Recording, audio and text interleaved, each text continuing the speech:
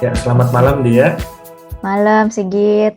Ya, kita ketemu lagi di Design One on One bersama saya Sigit Adi Nugroho dan Dea Sekar Arum.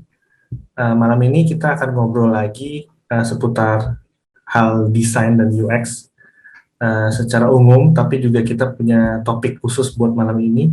Em, Topik yang ingin kita bicarakan malam ini adalah perjuangan menjadi seorang desainer atau mungkin mungkin lebih tepatnya kayak struggle ya. Struggle bahasa Indonesianya apa ya?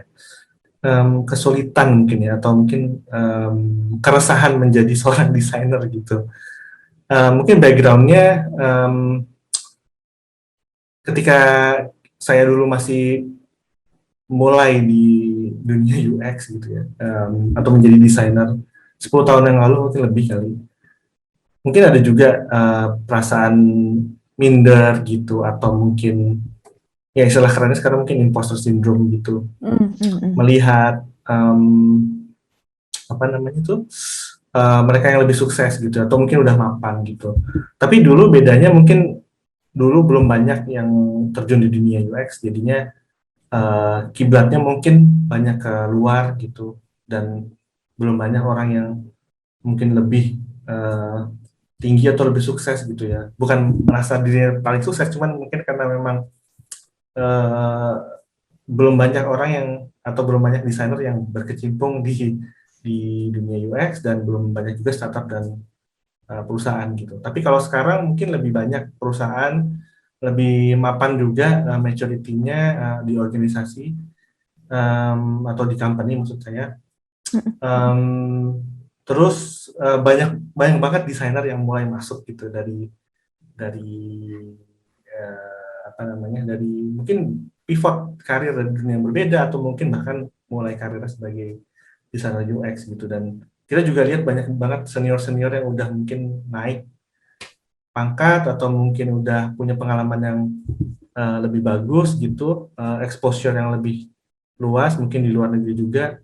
Terus kebetulan saya juga mentoring di beberapa platform dan salah satu benang merahnya itu mereka memang apa ya banyak nggak cuma junior sih senior juga merasa kayak gimana caranya supaya bisa jadi desainer yang diterima gitu atau mungkin jadi yang pas gitu buat perusahaan atau buat bahkan komunitas desainernya juga gitu. Nah, Dea di sini berkapasitas sebagai em, senior designer juga dan juga senior bukan senior juga ya mungkin dia design manager lah gitu istilahnya ya. Mm, Dan mm, mm. sekarang juga menjabat sebagai deputy design sorry deputy head of design cargo technologies ya dia ya. Mm, mm, mm, mm, Ya, mm. mungkin nanti sebelum kita masuk ke topiknya kita bisa kenalan sama dia dulu. Mm, mm, mm, mm. Halo, Silakan halo dia. semua. Mungkin sedikit berbagi soal background dulu kali ya, Ya. dan gimana cerita singkatnya kemudian bisa jadi desainer gitu. Sebenarnya karena background ini berhubungan banget nih dengan keresahan yang saya alami juga ya ketika Hmm. em, pivot atau berganti karir ke dunia desain. Jadi sebetulnya background saya itu dari psikologi dan justru sekolahnya itu dulu ngambil S2 profesi psikologi klinis.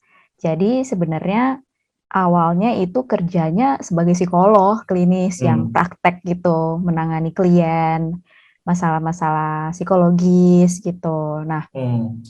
tapi kemudian karena ada satu dan lain hal dan ketemu ada beberapa opportunity lah yang kemudian membuat kepikiran untuk tertarik ke bidang ini ya, bidang desain gitu. Sebenarnya awalnya masuknya itu justru nggak jadi desainer langsung gitu, tapi justru ke product management dulu. Jadi product manager, jadi ditawarin waktu itu ada ex dosen saya yang kebetulan beliau bikin startup digital product di bidang produk social media lah dulu gitu ya, tipe bisnisnya atau tipe produknya. Terus kebetulan namanya startup ya, butuh orang untuk ngebantu untuk kerjain segala macem, palu gada gitu, apa lu mau gue ada. ditawarin, dan kebetulan saya juga punya ketertarikan sih memang di bidang eh, digital product, dan waktu itu soal sosial media, dan di waktu kuliah psikologi juga tertarik soal perilaku orang dalam dunia online dan sebagainya. Terus juga ya udahlah coba aja juga gitu, jadi tertarik. Jadi keterusan gitu, terus keterusan ngelanjutin kerja di startup itu kurang lebih 2,5 tahun. Kemudian dapat tawaran untuk kerja di salah satu perusahaan teknologi di bidang travel waktu itu. Kemudian ketemu dengan waktu itu ketemunya sama Konita, jadi ketemunya dari blog namanya Konita Sahab, terus kayak ditawarin mau nggak coba. Waktu itu posisinya tuh sebetulnya design coordinator, jadi itu, dan sambil ngebantu juga sih karena pada waktu itu kondisinya perusahaannya lagi mau bikin sebuah produk baru, jadi sempat ngebantu hands on juga gitu sebagai desainer, tapi juga tanggung jawab utamanya itu design coordinator. Design coordinator itu ngurusin ya kayak kerjasama antara menengahi lah antara desainer dengan stakeholders, PM dan kebutuhan bisnisnya, kemudian project manajemennya, timeline, dan ada bantuin juga untuk kayak setting up practice, terus dokumentasi yang baik itu seperti apa, kemudian growth-nya dari desainernya seperti apa, bantu membuatkan career path juga, kayak gitu-gitu sih. Sekarang mungkin istilah yang lebih banyak diketahui orang design ops gitu kali ya. Dulu tuh sebetulnya belum jadi design ops, baru saya aja yang ngurusin sebagai design coordinator, mungkin menginisiasi gitu ya sebelum jadi beneran design ops. Dari situ tuh beneran kenal dunia desain, terus banyak belajar. Sebetulnya dari pas masih ngerjain startup yang pertama di product management itu juga belajar sih soal UX design, banyak baca buku juga. Apa sih, apalagi baru pindah ya, pindah lapangan pekerjaan gitu kan. Apa sih kaitannya antara psikologi dengan desain dan digital product ini? Jadi banyak banyak belajar sendiri sih dari buku-buku, terus ikut beberapa course juga, course online dan offline juga gitu. Nah, sampai kemudian sekarang keterusan dan meneruskan di desain sampai sekarang udah berapa tahun berarti ya di dunia digital product ini, dari 2014, sekarang udah 2021, ya mungkin sekitar 7 tahunan lah ya, berarti ya 6-7 tahun, dan ternyata enjoy, ya udah diterusin aja gitu. Mungkin sedikit backgroundnya masuk ke desain kayak gitu sih. Oke. Terus waktu awal masuk ke dunia digital product atau desain ini, ada struggle juga nggak atau ada keresahan juga nggak? Perjuangan? Banyak sih, banyak Ya. banget. Pertama sih keresahannya lebih kepada kayak, ini tuh sebenarnya bisa nggak sih, kayak saya sebagai anak psikologi yang nggak punya background di bidang teknologi, atau kan pertama kalinya juga nih dulu ya, pas pertama-tama masuk, pertama kalinya kerja bareng dengan software engineers gitu kan, kayak, duh ini bahasanya apaan, nggak ngerti gitu, banyak Ya. banget istilah-istilah, bener-bener baru tahu, oh roadmap tuh apa gitu, itu bahkan nggak tahu gitu, kayak Kalau dari belajar. PM-nya berarti ya, roadmap itu biasa Iya, dari PM. waktu itu kan soalnya di product manajemennya kan gitu, PM tuh Ya. apa, terus kayak user research tuh apa gitu, kemudian juga istilah-istilah technical banget, API itu bener-bener buta banget sih, jadi harus banyak banget baca-baca sendiri, ngobrol, dan ya memang nggak bisa gengsi atau malu ya, karena memang nggak tahu, ya udah akhirnya jadi banyak nanya, dan banyak mindsetnya mindset memang ya newbie aja gitu, banyak nanya gitu, jadi struggle-nya di situ sih, jadi nggak nyambung dengan terminologi, dan cara pikirnya juga sangat berbeda sih kalau menurut saya ya. Bedanya tuh mungkin karena background saya dari psikologi yang dan S2 tuh kan orientasinya dulu kalau nggak praktek sebagai psikolog, atau sebagai akademisi gitu kan ngajar, yang mana mindsetnya tuh lebih banyak ya mengutamakan analisis, terus banyak menulis paper, banyak melakukan research, uh, sangat dig deeper kepada sebuah topik atau masalah gitu. Nah, ada persisnya, ada bedanya, tapi yang kerasa banget beda bangetnya itu adalah kalau persisnya kan lebih ke arah ya sama-sama di bidang produk juga kita do research gitu kan untuk tahu kayak marketnya seperti apa, usernya seperti apa gitu. Sehingga kita tahu kebutuhan usernya apa, kebutuhan marketnya apa, sehingga kita tahu mau bikin produk yang seperti apa gitu. Cuman mungkin yang perbedaan banget itu kayak apalagi waktu itu startup ya, harus sangat praktikal gitu kan, harus sangat praktikal, bahkan banyak yang ibaratnya tuh disebutnya kayak research-nya tuh juga dirty research gitulah, nggak bukan yang kayak sangat harus dianalisa, terus harus kayak metodenya bener-bener betul-betul sangat strict, terus sampai terminologi yang dipakai, maksudnya kayak apakah kita harus ngedefine dulu apa yang kita teliti. Kalau di psikologi tuh ada kayak ketika kita mau meneliti sesuatu kita harus bener-bener ngedefine, kita sebutnya konstruknya gitu. Jadi benda yang mau diteliti itu apa gitu, harus didefinisiin dulu. Nah, beda banget cara researchnya nih, sangat dirty research. Cara gather insights itu lumayan struggle lah waktu itu untuk kayak switch mindsetnya gimana caranya supaya how to make things work meskipun nggak perfect dan nggak apa ya nggak deep bener-bener dig deeper gitu. Itu sih waktu itu yang kayak aduh ini gimana ya, ya namanya juga anak baru lulus ya, fresh graduate kan masih ideal banget gitu dari textbook proses gitu. Nah pada kenyataannya di industri juga nggak seperti itu, industri juga beda banget. Itu sih banyak struggle di situ. Waktu itu memang udah jelas kayak scope dari pekerjaannya apa ya, misalnya memang koordinator terus gini gini gini. Apakah apa harus nyari sendiri gitu? Ini berarti waktu yang di perusahaan teknologinya ya, setelah dari startup itu ya. Iya. Oke, waktu itu sebetulnya to be honest ya, saya ngerasa belum terlalu jelas sih. Walaupun udah diomongin kayak oh iya nanti ngebantuin ini gitu. Tapi tidak tertulis gitu job description-nya ngapain gitu, scope of work-nya apa itu nggak tertulis. Jadi nggak tahu terlalu jelas juga gitu what is expected of me pada awal-awalnya itu nggak begitu jelas. Jadi masih meraba-raba apa sih yang bisa gue bantu gitu ketika masuk sini. Bahkan ya kalau mau jujur 2 bulan awal-awal masih probation itu rada bingung gitu, ngerasanya kayak kok berasa ngapain ya? Kok berasa kayak gabut ya gitu, apa cari-cari project aja atau apa.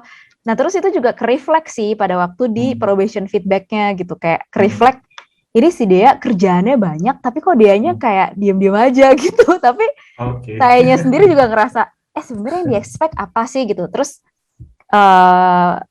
setelah 2 bulan nanya sih apa aja sih yang sebenarnya bisa dilakuin gitu. Apalagi itu juga waktu itu tuh kayak proses desainnya belum sangat clear gitu kan. Jadi masih bingung juga ketika prosesnya itu belum clear, masalahnya juga belum clear gitu.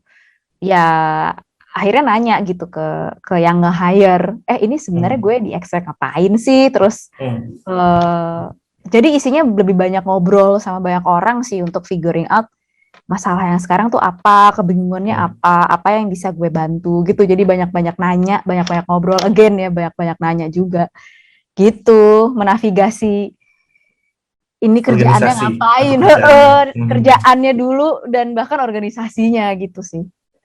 Dia pernah merasa minder nggak sih? Oh minder, iya banget sih, karena sampai sekarang juga kadang-kadang masih ada muncul mindernya gitu. Mindernya tuh kayak pertama-tama karena background-nya bukan dari desain dan bukan dari bidang teknologi, itu dari background udah beda. Jadi merasanya masih sangat baru gitu. Tapi kok ngerasanya tanggung jawab yang dikasih kok besar. Kenapa harus dikasihnya besar dan di mana kayak harus manage project, di mana harus menengahi antara desainer dengan stakeholders. Itu kan ya ngerasa tanggung jawabnya berat lah gitu kan. Ini sebenarnya bisa nggak sih gue mengemban tanggung jawab ini gitu? Apakah pengetahuan dan kemampuan gue tuh cukup atau enggak sih sebenarnya gitu. Nah, itu kayak sering banget ditanyain ke diri sendiri sih kayak gitu. Ya sering sih kadang sampai kayak kepikiran kayak apa balik lagi aja ya ke psikologi gitu. Tapi udah berapa tahun nggak praktek harus memperbarui sertifikasi lagi gitu-gitu sih sampai to the point of galau gitulah. Jadi pernah dulu saya pernah dengar cerita salah satu desainer juga. Jadi dia diberikan mandat untuk jadi manajer gitu. Tapi kemudian dia sering panik gitu. Dia merasa dirinya belum siap gitu. Tapi udah dikasih tanggung jawab persis kayak dia bilang tadi kan. Setelah berapa bulan gitu, akhirnya dia bilang sama manajernya saya nggak bisa gitu. Akhirnya saya pengen jadi desainer biasa lagi atau IC lagi gitu. Nah, mungkin sering juga sih, atau mungkin nggak sering ya, ada beberapa kasus di mana desainer diberikan kepercayaan, entah dia mungkin nggak mesti jadi manajer sih, mungkin dia di-hire sama perusahaan, terus dia merasa belum siap, terus dia habis itu mikir kayak, wah gue mau balik lagi ke yang sebelumnya gitu. Nah, apakah desainer itu harus siap dulu, atau dia bisa sambil jalan, atau gimana? Oke. Ini in hindsight lah ya, berarti ya, berdasarkan pengalaman. Sebenarnya sih, kalau ngelihat pengalaman saya yang dulu ya, apalagi kalau ngomongin pengalaman gue yang dulu, apalagi kalau ngomongin soal sebagai manajer, apalagi people manager gitu, nge-lead orang. Sebaiknya sih memang mungkin nggak harus sampai kayak siap 100% karena sebenarnya mungkin waktu itu tidak akan pernah datang lah gitu karena kita kan juga sebagai orang gitu ya, manusia, kita nggak bisa predict the future dong. Apa sih yang akan dialami ketika nanti kita mengemban sebuah tanggung jawab? Pasti ada aja hal-hal yang nggak bisa diprediksi yang baru ketahuan pada saat emang udah mengemban baru ketahuannya pas udah beneran pegang posisi atau role tersebut gitu. Cuman menurut saya sih namanya persiapan itu penting banget gitu. Namanya persiapan dan bimbingan itu penting banget. Terlebih karena satu, industrinya relatif bisa dibilang masih baru, terutama kayak di Indonesia atau di regional Southeast Asia gitu, masih baru. Kita belum punya kesepakatan atau belum ada kayak standar sebetulnya yang bagus tuh seperti apa, yang nggak bagus seperti apa, itu nggak ada, tidak terdefinisikan dengan baik gitu kan. Kemudian kedua, dan karena nggak ada standar itu kan jadinya orang bisa sebetulnya gampang banget untuk ngeklaim gitu kan, kayak oh ini bagus ini enggak, sehingga bikin orang juga jadi bingung gitu loh, kayak sebenarnya kayak gimana gitu orang yang ada di posisi tersebut. Kedua, karena pertama itu ya nggak ada standar, relatif masih baru. Kedua juga kalau posisinya itu people manager, itu kan berarti kita bertanggung jawab kepada orang lain gitu. To some extent nasib orang tersebut ketika dia kerja di organisasi itu gitu kan, atau company itu gitu. Namanya manajer kan dia banyak berinteraksi dengan orang ini, bahkan sampai hal-hal yang cukup personal juga yang mempengaruhi profesional gitu, kayak aspirasi dia, ketakutan dia, kelemahan dia, itu kan hal-hal yang bisa jadi sangat personal dan membutuhkan orang untuk sangat terbuka untuk sharing itu kepada manajernya gitu, membutuhkan orang vulnerable untuk sharing itu. Nah, ketika si orangnya ini nggak siap, dia nggak tahu standar yang diharapkan itu apa, dia nggak dikasih persiapan, ya pasti sangat berat lah jadi dia gitu loh. Dia jadi kayak gue harus gimana gitu, dan nggak fair juga jadinya buat orang yang di lead atau di manage gitu sih. Jadi ya kayaknya tetap perlulah pasti ada persiapan atau bimbingan dulu gitu. Akan sangat ngebantu untuk si orang yang memegang role tersebut dan orang yang nanti kerja bareng sama dia sih, terutama direct report-nya gitu. Minimal mungkin di organisasinya udah ada standar lah ya untuk organisasi itu gitu ya berarti ya.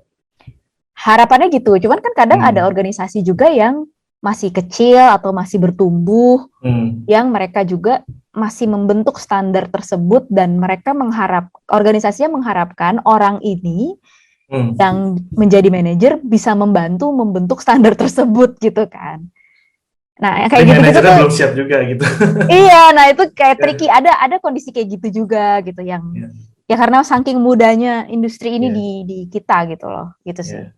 It's a Mungkin tricky. tiba-tiba ya sekarang tuh banyak yang mungkin dikasih kepercayaan tapi mereka merasa belum siap. Jadi kalau nggak tahu sih ini mungkin kayak semacam generalisasi tapi kalau di Indonesia itu lebih banyak yang nggak pede tapi kemudian bisa gitu ya. Tapi kalau di luar negeri kayak di Singapura mungkin lebih banyak yang justru ngejar gitu.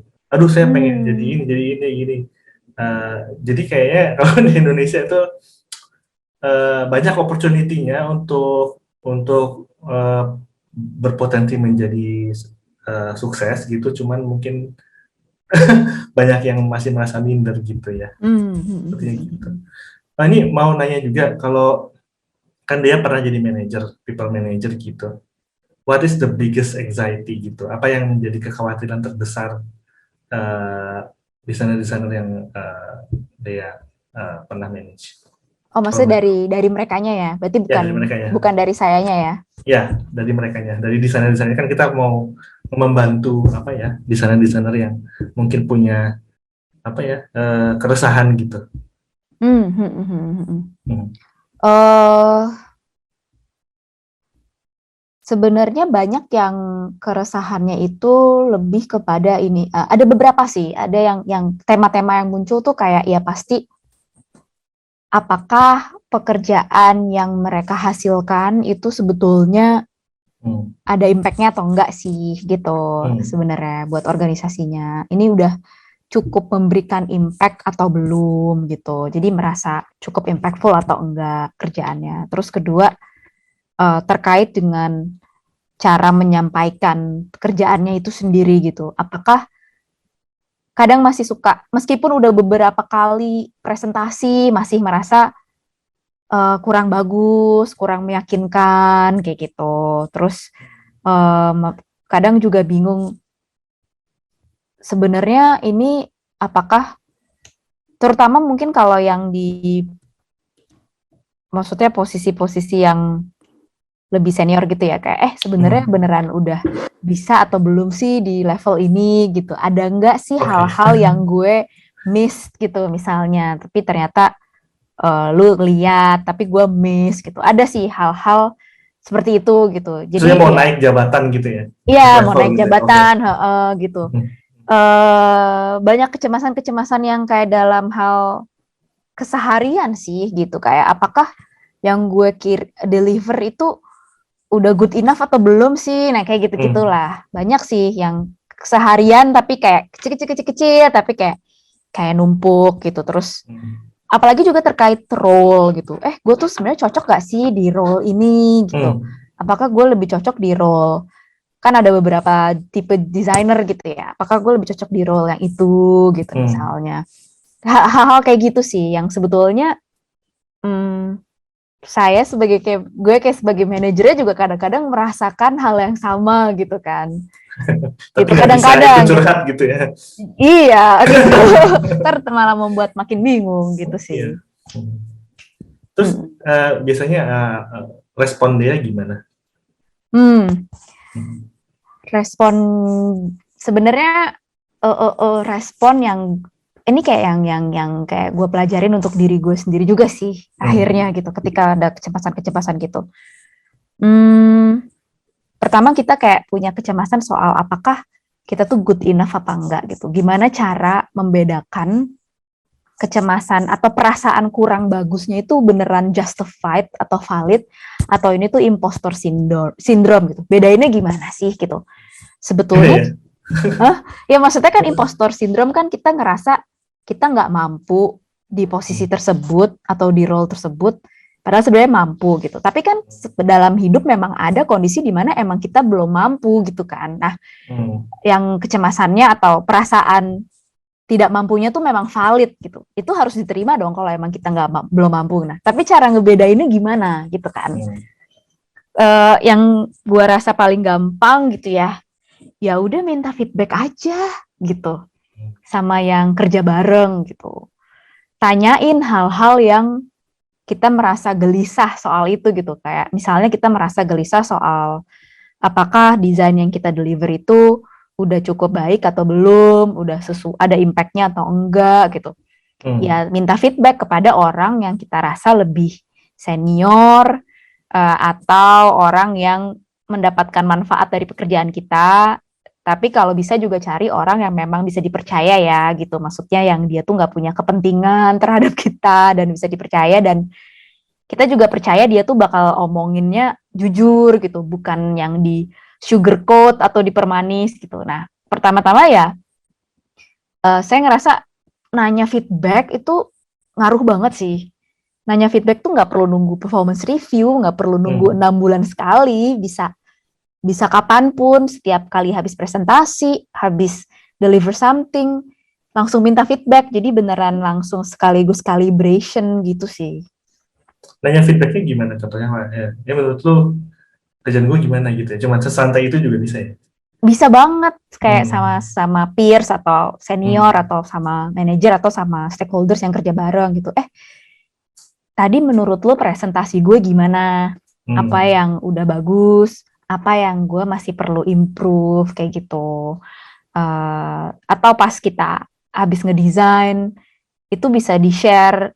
Mungkin sebelum share secara umum ke stakeholders, ke sesama teman-teman yang kita ngerasa lebih nyaman atau lebih comfortable, lebih pede, sharing dulu, kayak mini design crits dulu gitu loh, kayak ini ada yang bisa diimprove nggak? Jadi kayaknya feedback itu sangat ngebantu untuk kalibrasi kali ya ekspektasi kita, sama kayak pikiran-pikiran yang ada di kepala tuh dikeluarin dan beneran mendapatkan hasil gitu kan. Apakah ini cuma pikiran kita doang atau emang ini ada yang masih kurang gitu sih. Kalau untuk misalnya gini nih, ada beberapa kasus misalnya kan di sana tuh ada yang jago A, ada yang jago B, ada yang jago C. Misalnya contohnya ya, misalnya jago Figma gitu, ada yang jago Sintesa, ada yang ini. Tapi mungkin standarnya tuh kayak persepsinya tuh kalau desainer itu harus jago Figma, dan sehingga dia bilang mungkin, aduh saya nggak bisa sejago si itu tuh Figmanya gitu. Apa iya saya bisa kontribusi di sini? Nah itu gimana tuh? Mungkin nggak secara spesifik Figma ya, misalnya dia merasa kalau untuk jadi desainer itu harus memenuhi kriteria tertentu gitu, tapi dia mungkin lemah di beberapa kriteria. Gimana caranya untuk bisa meyakinkan dia bahwa oh ya itu nggak apa-apa, atau mungkin apakah itu suatu kenapa-napa gitu? Iya, itu pertanyaan yang bagus sih. Mungkin itu suatu hal yang bisa dikonsultasikan ke manajernya dia kali ya, atau mungkin ya itu kayaknya harus dibikin lebih jelas sih sebetulnya.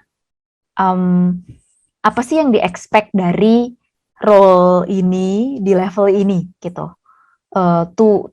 Sejauh apalah gitu ya, sejauh apa? Apakah maksudnya bisa pakai Figma atau bisa menghasilkan visual atau flow design dengan Figma tuh sekedar yang bisa sesuai dengan problem yang mau di-solve, atau emang kayak harus jago banget tahu semua shortcut Figma gitu, atau kayak semua kayak atau seperti apa gitu. Misalnya ini contohnya pakai tadi gitu ya. Nah, itu sih jadi pembicaraan atau dialog sama manajernya sih untuk kayak sebenarnya ekspektasinya di mana, dan saya tuh, dan balik lagi ke feedback tadi, ekspektasinya apa dan sekarang saya tuh di mana gitu. Nah, dari situ kan jadi lebih kelihatan nih, oh kalau emang ternyata ekspektasinya di situ dan saya ternyata emang belum di situ, ya apa nih yang bisa dilakukan? Apakah belajar sendiri, latihan terus, atau nanya orang, atau perlu diajarin nggak? Kadang-kadang kan training formal atau pembekalan course gitu emang perlu gitu kan, supaya atau coaching gitu. Kayak support apa yang dibutuhin kalau memang ternyata ekspektasinya segitu dan dia belum di situ gitu. Cuman mungkin perlu dibedain juga nih antara kadang-kadang ada juga orang yang sebetulnya dia udah meeting expectations di organisasi tersebut, gak pernah ada komplain gimana-gimana juga, tapi dia tetap ngerasa kayaknya sebenarnya kurang deh, gitu-gitu kan. Ada gitu kan yang ngerasa kayak Itu gitu. perfeksionis berarti ya? Iya, ada yang masih ada lah kecemasan kayak gitu. Iya. Dia perlu diingat juga sebenarnya desainer kan maksudnya gimana ya? Flavornya beda-beda juga ya desainer gitu. Ada yang emang strongnya itu di craft yang sangat strong, di visual gitu. Ada yang dia bisa bikin flow, bikin desain, tapi ternyata dia strength-nya memang bukan di situ. Strength dia tuh ternyata di sintesis, making sense gitu. Nah, menemukan flavor kita itu, menemukan strength kita, dan itu tuh juga penting sih dalam perjalanan karir gitu. Jadi kita tuh tahu apa yang kita bisa tawarkan gitu loh kepada orang lain atau organisasi gitu, dan itu tuh sesuatu yang baru bisa ketemu setelah memang udah menjalani ini. Mungkin Ya. udah ya menjalankan ini beberapa tahun, udah kena exposure ke beberapa jenis project, kerja bareng sama orang yang beda-beda, dapat feedback, reflection. Nah itu kita bisa tahu tuh kira-kira flavor kita yang mana gitu, dan kita juga bisa memilih akhirnya, oh gue maunya tipe project yang seperti ini karena ini bisa strengthening our value gitu. Jadi kita bisa masuk ke jalur A gitu ya, ekspektasinya A, tapi kemudian kita setelah berjalan beberapa lama bisa pindah ke jalur B sedikit-sedikit gitu ya, sesuai dengan kemampuan dan keinginan gitu ya. Iya. Tapi memang menarik juga sih, kadang-kadang dalam hidup asik. Modenya bisa beda-beda juga kan. Maksudnya kadang, maksudnya saya sendiri juga kayak gue sendiri juga kayak gitu sih. Kadang ada mode di mana gue mau fokus saja optimize my strength gitu. Ya udah double down on that gitu.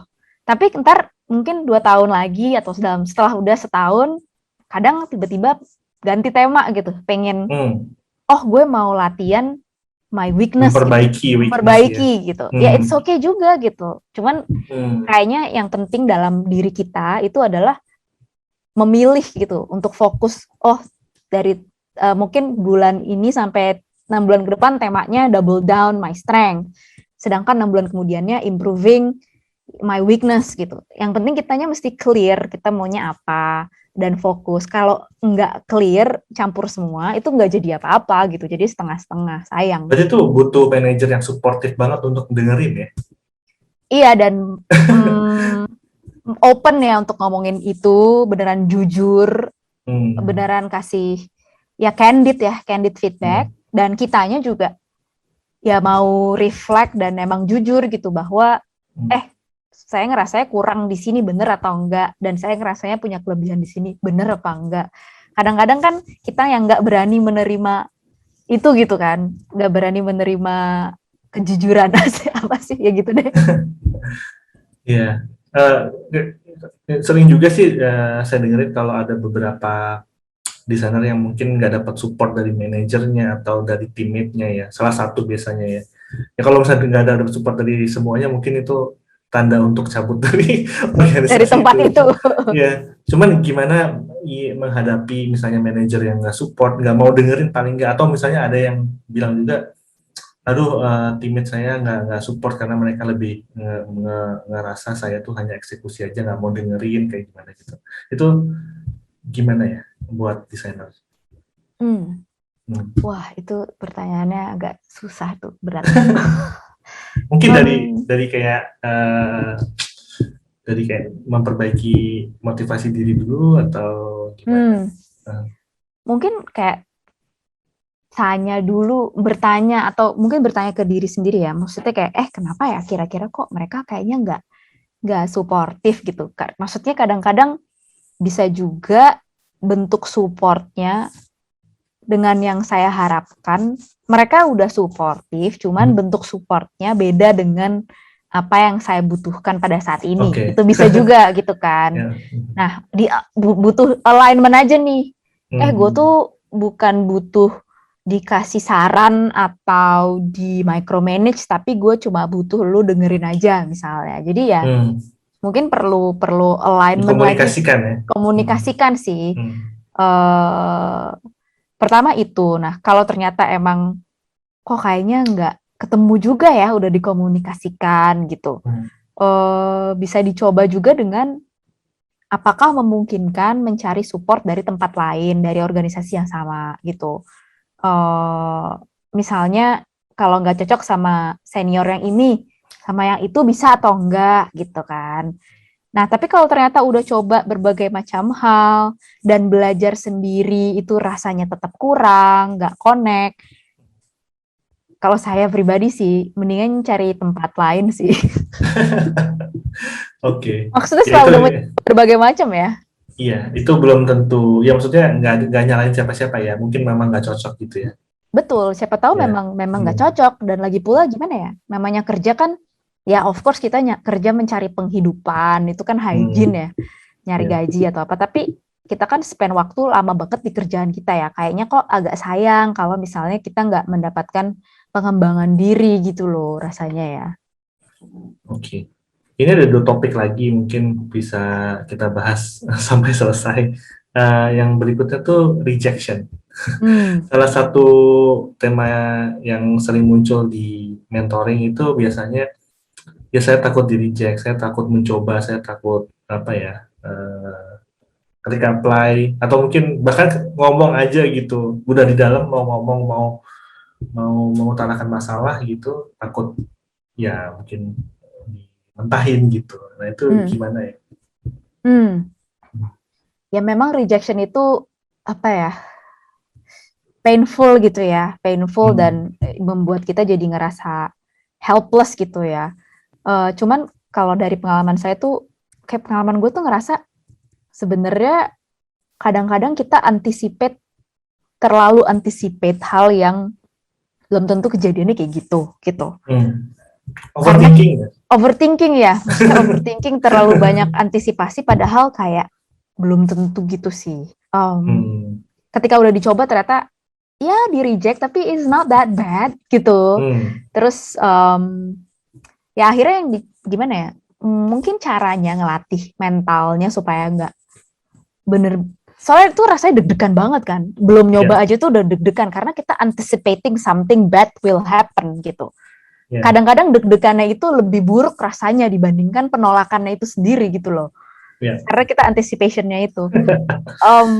Mungkin bisa dicicil kali. Maksudnya dicicil tuh Hmm. gimana, pelan-pelan sih. Jadi sebelum kita beneran ngomong sama orang yang kita mau propose itu gitu ya, Hmm. dicicil dengan orang lagi-lagi ya yang kita ngerasa itu environment-nya lebih nyaman atau lebih aman dulu nih buat kita. Let's say Hmm. sebelum ke bos, mungkin kita rehearsal dulu sama teman satu tim gitu. Hmm. Atau sebelum ke business stakeholders, ya kita rehearsal dulu sama sesama desainer, kayak gitu sih. Kita coba Hmm. di lingkungan yang kita merasa lebih aman atau lebih nyaman dulu, sampai kita tahu titik di mana kita bisa ngerasa lebih berani, habis itu baru maju gitu. Itu cara Hmm. pertama.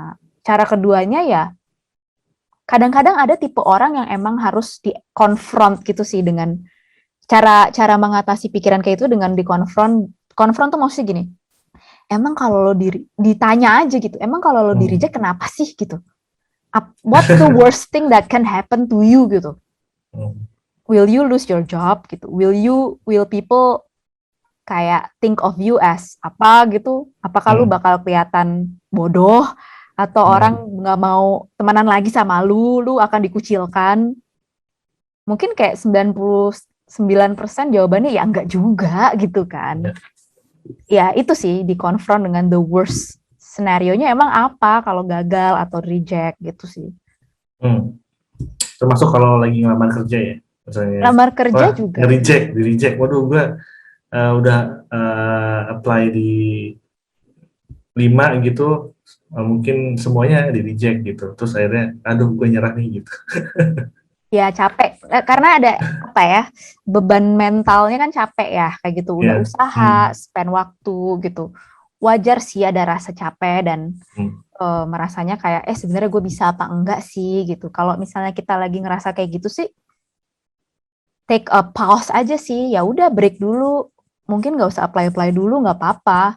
Nanti kalau udah regain energi, mulai udah lagi. lebih, udah di kondisi, kalau apa ya istilah gue tuh bilangnya, if you kalau udah in the better headspace, mulai lagi kayak gitu. Oh ya, itu keren. Better Ya karena headspace ya. gimana ya, gue tuh punya punya mindset, ya ini suatu hal yang kayak gue pelajari juga sih dari psikologi gitu ya. Namanya emosi atau perasaan yang dirasa saat itu tuh pasti bakal hilang atau mereda suatu saat. Dia Hmm. nggak mungkin bertahan selamanya kayak gitu. Intensitasnya Separah apapun ya. separah apapun, Hmm. itu pasti nggak akan bertahan selamanya kayak gitu. Intensitas, either dia hilang suatu hari, berganti jadi emosi lain, atau intensitasnya jauh berkurang. Jadi itu fleeting, emosi itu fleeting, nanti bakal hilang, bakal ganti. Hmm. Nah, ketika udah berganti atau intensitasnya berkurang, udah ini better headspace, coba lagi gitu. Hmm. Cuman harus Menarik. yakin dalam diri, this too shall pass gitu. Ya mungkin realitanya mungkin kayak oh ya gue pengen dapat kerja secepat mungkin karena butuh gitu. Terus habis itu how long should I wait gitu until my headspace clear lagi gitu kan. Iya, Ya tapi mungkin ya itu ya ya it takes time juga sih ya mungkin, dan mungkin tergantung konteks juga kali ya. betul. Tapi itu juga sebetulnya bisa dibantu bukan hanya dengan ditunggu gitu. Iya, memang Hmm. waktu akan make us in a better headspace, tapi actually maksudnya ada usaha-usaha yang kita bisa lakukan juga sih untuk membuat kita in a better headspace sebenarnya. Hmm. Ya, do things that cheer us up, lakukan hal-hal yang bikin kita seneng, ketemu dengan orang-orang yang uplifting, orang-orang yang sayang sama kita, yang percaya sama kita, exercise, eat Iya. healthily gitu. Very basic tapi emang itu. Kadang ada yang bilang juga, aduh kalau stres makan jadi gendut gitu. Jadi kayak atau mungkin jadinya malah jadi habit yang nggak sehat gitu ya. Mungkin mungkin harus yang lebih ininya apa mengarah ke well-being juga ya. Betul, betul, betul, Hmm. betul. Ya kayak gimana ya? Ini jadi ngomongin well-being sedikit lah ya. Karena Emang ngaruh banget ini sih. well-being. um, sama kayak orang lagi nggak sehat atau nggak fit badannya lah gitu. Hmm. Kalau lagi flu kita ngerasa linu-linu gitu kan, semua badan Hmm. linu-linu, pusing Benar. gitu, nggak doyan makan. Yang kita lakukan apa sih ya istirahat, makan sayur gitu, minum madu gitu, minum air hangat, banyak minum. Sama sih mental, emosional juga kayak gitu. When you don't feel good emotionally, kayaknya kok pengen nangis terus, kok merasa down banget, merasa tidak berharga gitu. Ya, itu berarti badan kita kasih signal ke kita bahwa kita harus take care of ourselves dulu gitu loh. Hmm. Hmm. Secara mental ya, lakukan Wah, sesuatu yang menarik. menyenangkan gitu loh. Yeah. Yang bikin happy tadi, ketemu orang yang percaya sama kita, yang sayang sama kita, yang uplifting. Lakukan tas-tas kecil yang bisa membuat kita merasa Small kita wins ya. small wins, benar. Fokus ke small wins kayak gitu. Itu lama-lama menambah, ya kayak orang sakit lama-lama makin energinya balik gitu kan, gitu sih. Ya mungkin kayak find your spark ya kalau katanya Marie Kondo. Iya, kayak gitu sih. Oke, ini pertanyaan terakhir sekaligus menyimpulkan semuanya. Mungkin kemarin sempat ngobrol kan kita ya, realita menjadi UX designer. Jadi gimana ya? Sebelum kita jadi desainer mungkin kita merasa atau kita ngelihat orang di posisi tertentu, wah itu kayaknya keren banget ya hidupnya atau pekerjaannya keren banget gitu, pengen banget gitu ngelihat orang yang sukses gitu, atau mungkin sekedar kerja di perusahaan yang oke gitu. Tapi mungkin begitu kita masuk ke dalamnya ada hal-hal yang ya mungkin kayak dulu kita dunia mahasiswa sampai sekarang dunia kerja tuh beda banget kan. Ada dulu kita meromantisasi dunia kerja nanti bakal ini, ketika sampai dunia kerja ternyata banyak yang nggak ideal gitu. Nah, kira-kira tips atau mungkin kesimpulan dari dia atau advice yang mungkin ke teman-teman yang mungkin lebih junior atau mungkin yang mau pivot karirnya dari yang lain ke UX, atau sekedar ya mungkin yang udah senior tapi juga pengen memperbaiki mindsetnya, itu apa yang harus dipersiapkan secara mental mungkin? Hmm. Hmm.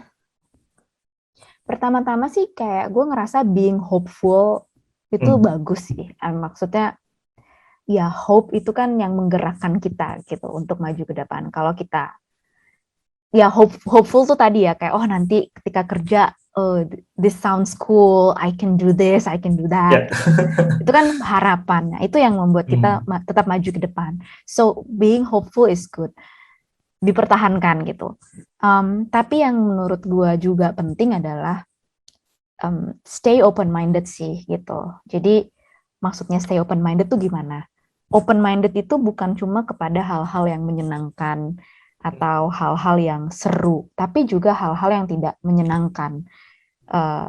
Karena bisa jadi suatu hal yang nggak menyenangkan itu kan terjadi karena oh nggak sesuai ekspektasi kita. Tapi apakah itu berarti itu buruk? Not necessarily, right? Gitu kan. Kita juga nggak tahu. Hanya saja itu rasanya tidak nyaman karena tidak sesuai ekspektasi. Tapi belum tentu berarti itu buruk buat kita gitu. Makanya tetap open minded, kayak ya diserap aja dulu apa sih yang terjadi, apa sih yang ternyata tuh pada kenyataannya seperti ini gitu. Gak apa-apa, diterima aja dulu gitu dan diproses gitu kayak kenapa ya seperti ini, apakah ini yang saya cari atau enggak, apakah ini tuh sesuatu yang memang pada kenyataannya kayak gini atau enggak, atau apakah there's something more to it atau enggak gitu. Jadi jangan terlalu cepat mengambil keputusan untuk gila gue nggak suka nih, ternyata gue sampai sini aja deh gitu misalnya gitu. Ya, I think staying open minded dan stay humble kali ya. Maksudnya apa ya? Stay humble tuh kayaknya terlalu preachy. Tapi kayak ya banyak reflection gitu sih kali ya, yang ngebantu tuh kayak ya mungkin emang gue nggak tahu semua hal di dunia ini, emang masih banyak yang gue harus cari tahu gitu loh. Dan ini adalah perjalanannya gitu sih. Ya itu kali Mungkin, ya, stay open minded dan mungkin lebih kayak ikhlas, pasrah juga ya, in a way gitu ya. Maksudnya bukan 100% tapi embracing gitu kali ya. Embracing ya. Ikhlas tuh gimana? Ikhlas beda tuh kadang ya? enggak bener, ini bener. Kadang orang tuh merasa ikhlas tuh berarti pasrah, ikut jalur aja. Kalau menurut gue definisi ikhlas buat gue tuh enggak gitu. Gue merasa ikhlas tuh kayak ya embracing juga sih gitu. Jadi bukan cuman pasrah ya udahlah terserah, tapi juga ya embrace apa yang datang kepada gue dalam kehidupan gue, itu gue embrace, kira-kira pengalaman ini bisa memberi pelajaran apa ya buat gue gitu sih. What can I take from this gitu. Oke. Wah, luar biasa. Ya, kalau nggak gitu kan jadinya nggak ada hopeful-nya lagi kan gitu. Jadi lebih di reframe aja. Oh, oke, this is uncomfortable, this is painful for me. Tapi kira-kira apa ya yang bisa gue ambil dari sini buat gue ke depannya gitu sih. Ya mungkin kalau masuk ke dunia baru memang harus siap senang dan enggaknya juga ya, senang dan sedihnya juga ya. Enggak, maksudnya ya semua pekerjaan atau semua bidang, semua perusahaan pasti ada plus minusnya gitu ya. Itu kembali ke saran orang tua biasanya betul. Seperti itu ya, dan itu benar ya. Ada sebuah quotes gitu yang gue tahu dari pas gue kuliah. Gak tau ya, ini this might sound cheesy buat orang, tapi pada waktu gue baca itu tuh gue kayak merasa gila bener banget gitu, kayak mind blown. Sampai sekarang gue pegang gitu loh. Lupa sih quotesnya dari siapa, cuman ntar gue pempangin di teks. Quotesnya tuh kayak kayak gini, kayak take life, kayak view apa ya, see life as a grand experiment gitu. Jadi ya semua yang kita lakuin, semua yang kita dapatkan, semua yang kita peroleh dalam hidup, baik itu tuh sesuatu yang menyenangkan ataupun tidak menyenangkan, anggap aja itu kayak data. Gitu. Anggap aja itu informasi, anggap aja itu insights untuk kita olah untuk next-nya seperti apa gitu. Jadi all failures itu tuh bukan sesuatu yang membuat kita kemudian jadi stop gitu, tapi ambil itu sebagai data gitu. Kayak ya. Jadi kayak startup atau perusahaan juga ya, A/B test gitu tiap hari gitu. Iya, you know what? Experiment gitu. It's your chance to explore gitu. Ya udah. Yeah. Oh, ini nggak berhasil ternyata. Ya udah, patah hati, sedih, gagal. Oh, mungkin coba cara lain lagi besok, atau coba dengan perusahaan lain, atau coba gitu sih. Kalau kemarin dia ikut follow Daniel Fasano nggak sih di Twitter? Enggak. Apa tuh? Gimana? Ya, beliau itu dulu software engineer di Amazon, kalau nggak salah ya. Terus kemudian he quit his job untuk apa ya be independent gitu ya. Jadi freelancer. Jadi dia punya produk, dia nulis buku. Tapi kayak bukunya itu juga dijual di Gumroad gitu. Terus dia punya produk kecil-kecil gitu, dan sekarang juga banyak yang ke arah situ juga sih. Intinya sih dia bilang life itu harusnya a series of bets gitu intinya. Jadi kita juga nggak bisa mengantungkan hidup tuh 100% ke satu wadah ya, sama aja kayak investasi gitu. Kayak investasi ya, don't put all your eggs in one basket ya. Jadi seringkali kita kalau masuk ke perusahaan tuh kan we put everything in our life gitu, 100% ke situ. Dan ketika perusahaan itu nggak ada atau kita delay atau apa segala macam, jadinya ya it's kind of like kita udah punya identitas gitu di situ. We identify ourselves to the company atau ke jabatan itu. Ketika dia nggak ada, kita jadi kayak linglung gitu. Jadi mungkin ya itu salah satu pelajaran juga buat gue sih, kayak oh ya, kalau misalnya kita bisa put our life in a series of bets, ya mungkin kita kerja di perusahaan ini tapi kita juga kayak develop ourselves gitu ya. Mungkin paling gampang kita mengembangkan diri sendiri untuk siap gitu untuk yang lain, atau bahkan mungkin ada juga yang ya ini kayak nggak mesti sih, mungkin punya bisnis atau apa gitu ya. Atau mungkin dia punya talenta lain, mungkin dia jadi nggak tahu, jadi chef atau jadi apa gitu loh. Atau kalau di sana mungkin ada yang bisa nulis, atau mungkin bisa ngomong, atau bisa apa. Ya itu mungkin jadi kayak paling nggak kalau nggak dapat penghasilan uang gitu, self esteemnya juga jadi multiple gitu, nggak cuma di-define oleh satu perusahaan gitu nggak sih? Iya sih, bener banget sih, betul. Iya sih, sama ya, I think so ya, kayaknya kalau kerja tuh ya penting untuk tetap mengembangkan hal-hal lain juga, dan don't put everything ke dalam pekerjaan itu juga sih. Dan ya gimana ya, gue rasa juga ketika melihat pekerjaan tuh selain sumber penghasilan, tetap harus pikir juga apa sih yang bisa gue dapat dari sini gitu. Bukan cuma duitnya ya, tapi kayak gue belajar apa gitu. Karena habis apa yang bisa dipakai buat aspek lain dalam hidup gitu, bukan cuma kerjaan yang dipelajari dari kerjaan itu gitu. Itu keren banget. Waduh, ini kayaknya one of the best one-on-one sih. Asik. Terima kasih banget ya waktunya. Sekali lagi mohon maaf karena ya agak lama untuk merencanakan ini, tapi ya semoga bisa membantu teman-teman yang baik yang junior sampai yang senior, yang mungkin udah yakin walaupun masih ada ketidakyakinan di situ. Terima kasih Dea. Mungkin sampai sini dulu. Nanti, thank you Sigit. Ya, nanti kita ketemu lagi di lain kesempatan. Iya, semoga bermanfaat ya.